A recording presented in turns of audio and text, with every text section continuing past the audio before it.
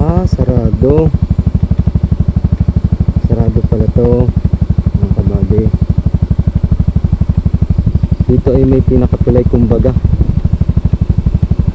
kaso sarado. Ayun, ito pala yung naputol na tulay, mga kabady.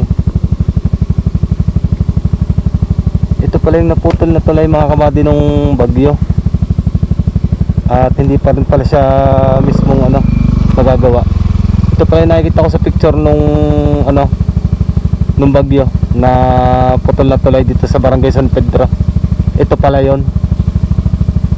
Siguro yun ay nagdudugtong sa Barangay San Pedro at Barangay Dalig. Hindi pa pala siya nagagawa. Update lang po dito sa tulay ng Barangay San Pedro. Babalik na po ulit tayo dito, mga kabady, sa dinaanan natin kanina.